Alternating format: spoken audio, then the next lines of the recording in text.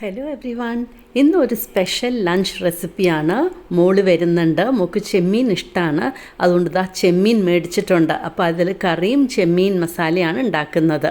അപ്പോൾ ചെമ്മീൻ കറിക്ക് ആദ്യം ഞാൻ നമ്മുടെ സവാള ചെറുതായിട്ട് കട്ട് ചെയ്തത് ആഡ് ചെയ്യുന്നുണ്ട്. ചെറിയ ഉള്ളി ആഡ് ചെയ്താലും നന്നായിരിക്കും.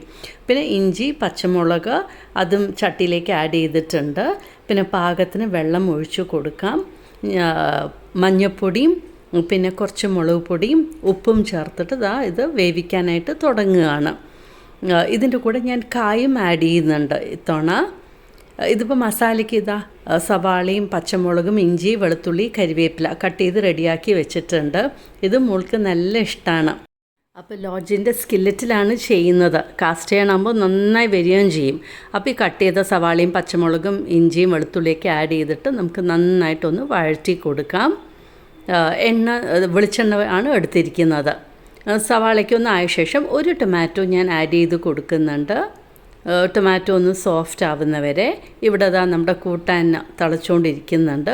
ഇപ്പം ഞാൻ ചെമ്മീൻ ആഡ് ചെയ്ത് കൊടുക്കുകയാണ്. കായ കട്ട് ചെയ്തിട്ട് നീളത്തിലാണ് കട്ട് ചെയ്തിരിക്കുന്നത്, വെള്ളത്തിൽ ഇട്ട് വെച്ചിട്ടുണ്ട്. അതിന് ശേഷം നമുക്ക് ഈ കായും ആഡ് ചെയ്ത് കൊടുക്കാം. അപ്പം നമ്മുടെ ചെമ്മീനും കായും കൂടിയിട്ട് നന്നായിട്ടൊന്ന് വെന്ത് വരട്ടെ.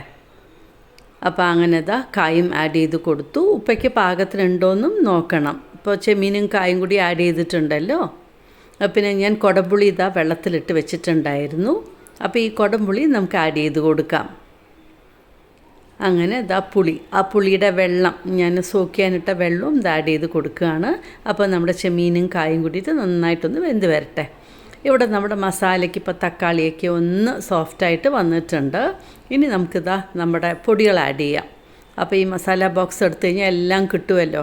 അപ്പോൾ ഒരു 1/2 ടീസ്പൂൺ മഞ്ഞൾപ്പൊടി, പിന്നെ എരിവിനനുസരിച്ചിട്ടുള്ള മുളക് പൊടി ആഡ് ചെയ്യുക.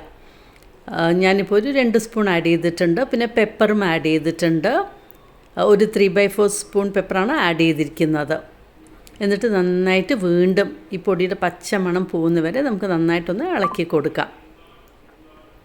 അപ്പോൾ ഇങ്ങനെ ചെയ്യുമ്പോൾ നല്ല ടേസ്റ്റാണ്.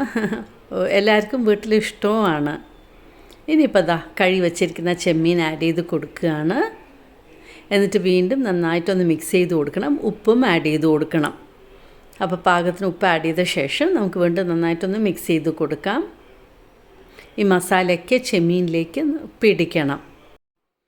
അതിനുശേഷം ഞാൻ അവിടെ കൂട്ടാൻ വേണ്ടിയിട്ട് അരയ്ക്കാനായിട്ട് നാളികേരം എടുത്തിട്ടുണ്ട്. ഒരു 4 ചെറിയ ഉള്ളി, മഞ്ഞൾപ്പൊടി, മുളക് പൊടി നന്നായിട്ട് പേസ്റ്റ് പോലെ അരച്ച് എടുത്തിട്ടുണ്ട്. ഇപ്പോൾ കൂട്ടാനിലേക്ക് ഈ അരപ്പ് ചേർക്കുകയാണ്. പാകത്തിന് വെള്ളവും നമ്മുടെ മിക്സി തന്നെ കഴുകി വെള്ളവും ചേർത്തു. എന്നിട്ട് ഇനി ഈ അരപ്പിൽ നമ്മുടെ കൂട്ടാൻ നന്നായിട്ടൊന്ന് തിളയ്ക്കട്ടെ. അങ്ങനെ നമ്മുടെ ചെമ്മീൻ തിളയ്ക്കാനായിട്ട് വെച്ചിട്ടുണ്ട്.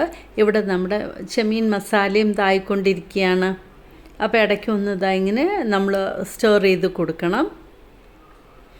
അങ്ങനെ നല്ല അടിപൊളിയായിട്ട് നമ്മുടെ ചെമ്മീൻ കറി റെഡി ആയിട്ടുണ്ട്. ഇനിയിപ്പോൾ ഇതിൽ ഫൈനലി നമുക്ക് കരിവേപ്പിലയും ഇട്ട് കൊടുത്താൽ മതി, വെളിച്ചെണ്ണയും ഒഴിച്ചു കൊടുക്കുക, അത്ര തന്നെ. അങ്ങനെ നമ്മുടെ ചെമ്മീൻ കറി റെഡി ആയിട്ടുണ്ട്. മോൾ എത്തിയിട്ടില്ല, അപ്പോഴത്തേനും കറി റെഡിയാക്കിയിട്ടുണ്ട്. വെളിച്ചെണ്ണയും ഒഴിച്ചു കൊടുത്തു. ഇവിടെ നമ്മുടെ ചെമ്മീൻ റോസ്റ്റും റെഡി ആയി കഴിഞ്ഞു. അപ്പോൾ ഇന്ന് സ്പെഷ്യൽ ഇതാണ് ഞാൻ ഉണ്ടാക്കിയിരിക്കുന്നത്. അതാണ് ഞാൻ നിങ്ങളുടെ കൂടെ ഷെയർ ചെയ്തത്.